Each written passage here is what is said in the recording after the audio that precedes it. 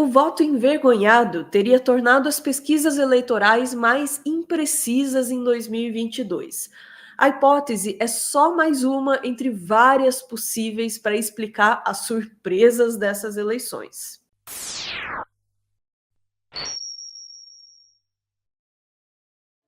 Bom, a gente está trazendo aqui as hipóteses a respeito das pesquisas que 24 horas da eleição de fato capturaram retratos muito diferentes daqueles que vimos nas urnas, né? E aí, são várias. Primeiro a gente ouviu o José Roberto de Toledo na nossa live, falando sobre a possibilidade de bolsonaristas intoxicados com a conversa de que o Datafolha é o Datafoice sabotarem a pesquisa. Perguntam para o cara lá, ele mente, leva calha, que é para sacanear a pesquisa, né? A gente ouviu ali uma outra justificativa, essa do diretor da Quaest, chamado Felipe Nunes, e ele dizia assim: houve uma migração de votos muito rápida, sobretudo no eleitorado do Ciro Gomes para o Bolsonaro. Então a pesquisa não estava errada, ela captou a realidade num dia, aí no dia da votação tudo mudou, né? E agora a gente tem aqui uma terceira explicação, que é o voto envergonhado. O voto envergonhado. Então o cara não diz para o pesquisador em quem ele vai votar, mas não é para sacanear a pesquisa, é porque ele tem vergonha do pesquisador. Temos aqui um texto do Estadão que nós vamos complementar logo mais com recursos audiovisuais, doutora Ana. Tá contigo? Vamos lá. Pesquisas falham ao não captar intenção de voto bolsonarista e erram resultados. Para especialistas, a resistência de eleitores de direita aos institutos de pesquisa e o chamado voto envergonhado ajudam a explicar os erros dos institutos de pesquisa no pleito desse ano. Quem acompanha isso nas redes já tinha notado que alguns bolsonaristas se recusavam a responder à pesquisa, dizendo que são enviesadas. Outra coisa é o que a gente chama de espiral do silêncio, ou seja, pessoas que têm vergonha de dizer que votam no Bolsonaro, só que na frente da urna eletrônica escolhem quem quiserem, afirmou a cientista política Tatiana Chicarino, professora de pós-graduação da Fundação Escola de Sociologia e Política de São Paulo. No final de setembro, um eleitor bolsonarista chegou a agredir um pesquisador do Datafolha no interior de São Paulo. Bem lembrado o fato aí do Estadão, e gostei muito mesmo, recomendo a reportagem dessa declaração e de outras que está na reportagem aí, dessa cientista política chamada Tatiana Chicarino. Essa aí foi consultada pelo Estadão, né?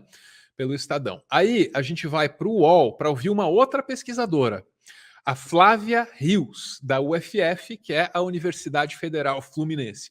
Bora lá com a tese do voto envergonhado.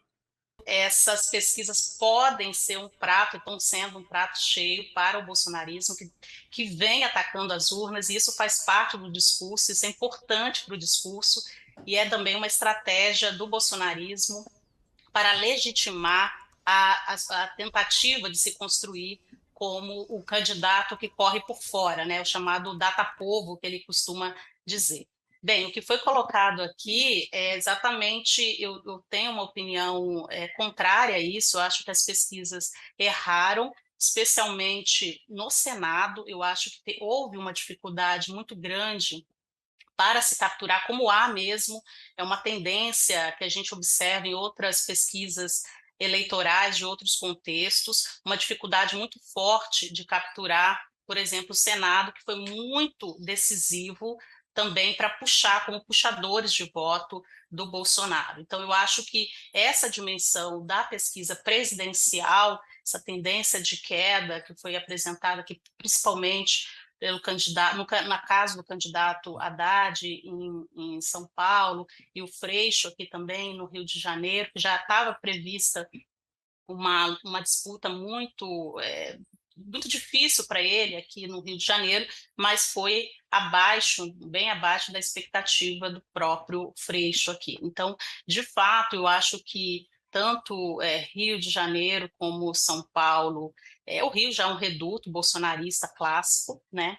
Mas aí nós vimos um crescimento forte em São Paulo, né? Um espaço grande em São Paulo. São Paulo abriu mão, inclusive, das suas rixas entre Rio de Janeiro, né? Cariocas e paulistas, e aí temos um candidato agora forte, mais forte ainda, que é o Tarcísio. Mas eu diria que, sim, de fato legitima o nosso papel como pesquisadores e também a mídia é reforçar o que as pesquisas acertaram também, né? Esse fato é muito importante, especialmente porque o Lula ele vinha se apresentando com consistência desde o ano passado, posto em primeiro lugar e manteve-se em primeiro lugar. Isso precisa ser reforçado. E ele moveu-se para baixo dentro da margem de erro. Todas as pesquisas colocavam o Lula em primeiro lugar e elas acertaram, né? Isso é um ponto importante. De fato, o Bolsonaro cresceu acima da margem de erro, como foi colocado aqui, cresceu no final e numa tendência que as pesquisas já indicavam. Então, isso é preciso reforçar também, não reforçar a ideia de erro, mas é também preciso colocar quais são os erros que aconteceram.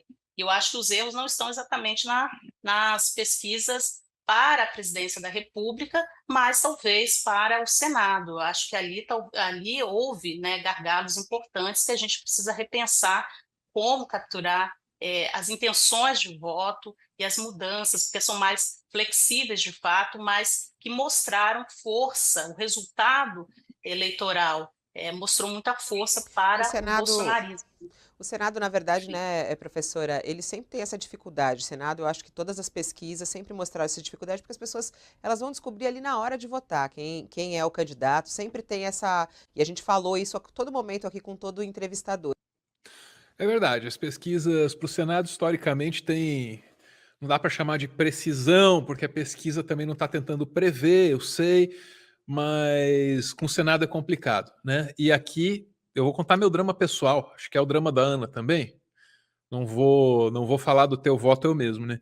Meu drama é o seguinte: eu tinha que escolher entre Álvaro Dias e Sérgio Moro. É o voto útil que a pesquisa ali me apresentava. O Álvaro Dias em primeiro e o Sérgio Moro que o traiu logo atrás. Eu quero ver o Sérgio Moro sem foro privilegiado, um desejo meu, pessoal. Se você não me acompanha nesse desejo, tudo bem, a gente pode continuar sendo amigo, beleza. Mas esse era o meu desejo. Fui lá votar no Álvaro Dias. Não foi fácil. Pois o Álvaro Dias me acabou em terceiro lugar, Ana. Terceiro lugar. Então, tá aí. Às vezes o voto é útil mesmo, é para fazer você se sentir mal. Eu não me sinto mal pelo Álvaro Dias não ter ganhado. Obviamente, eu me sinto mal pelo Sérgio Moro ter ganhado. Sim, isso eu não vou mentir, não. Preferia não. Mas paciência. A gente vai entrar no tema Moro logo, doutora Ana. Antes, queria ouvir você aí sobre a hipótese do voto envergonhado, hein? Então, é aquilo, assim, é possível. É possível que as pessoas, né, não tenham, como eu falei, não tenham tido a coragem de falar que iam votar no Bolsonaro, assim, para um outro ser humano, perguntando, mas diante da urna, sabendo que o voto é secreto, que as urnas são invioláveis e que ninguém vai saber o seu voto, aí elas vão lá e realmente votem que elas quiserem. Mas, como tudo na vida, talvez, uma hipótese radical, os fatores sejam múltiplos e mais complexos do que a gente gostaria numa historinha muito simples, muito direta, dizer, foi isso aqui, né? Pode ter sido a pessoa ter vergonha, né? Vergonha literalmente, assim, né? De admitir que vai votar no Bolsonaro, chegar lá na hora votar. Pode ser que ela tenha aprendido, porque isso é muito difundido entre os bolsonaristas, a desconfiar de pesquisas e a não querer falar de política, né? Mas chega lá na hora e ela vota. Pode ser também, pode ser que ela deliberadamente tenha falado que não ia votar e votou só para zoar. Pode também, ainda não acredito nessa possibilidade, mas pode também.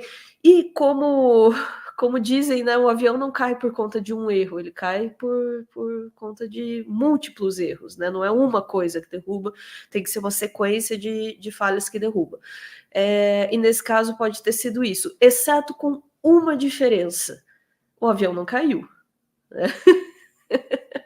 O avião não caiu. O Bolsonaro ainda perdeu no primeiro turno, ainda está abaixo.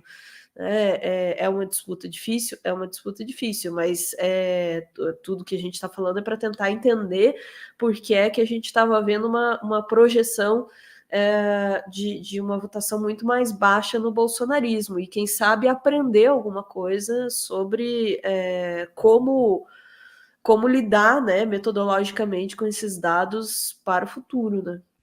Você sabe o que são as cozinhas solidárias? Se não sabe, tá sabendo agora. E o nome é autoexplicativo, hein? São cozinhas que estão espalhadas pelo Brasil, montadas bem pertinho de locais críticos, onde tem muita gente vivendo a chamada insegurança alimentar, que é um nome bem menos amargo para fome, né?